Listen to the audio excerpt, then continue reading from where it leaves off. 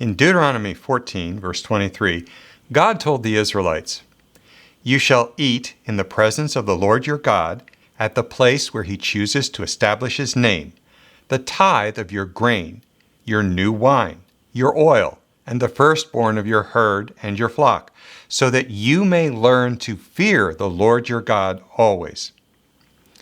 This tithe wasn't intended for the Levites.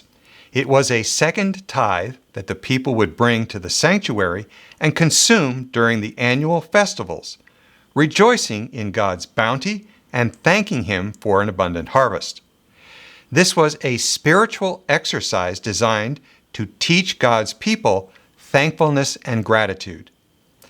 This was an act of faith and worship, not a burdensome tax. By keeping this command, they would learn to respect and admire Yahweh.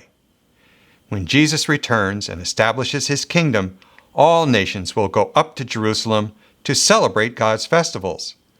Isaiah 2, verse 3 predicts that many people will say, "Come, let us go up to the mountain of the Lord, to the house of the God of Jacob, that he may teach us his ways, and that we may walk in his paths." Zechariah 14, verses 16 through 17 says that all the survivors from the nations that came against Jerusalem will go up year after year to worship the King, the Lord of hosts, and to celebrate the Feast of Tabernacles. Those who refuse will face divine punishment. This shows that God's plan has always been global. Worshiping in God's presence is not just for Israel, but for all who fear him.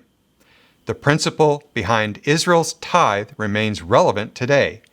Our giving is an expression of faith and gratitude.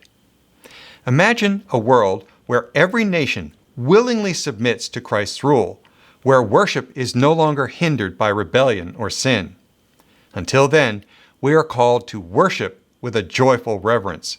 As we give to God and acknowledge his rule, we prepare our hearts for the day when all nations will bow before him in Jerusalem.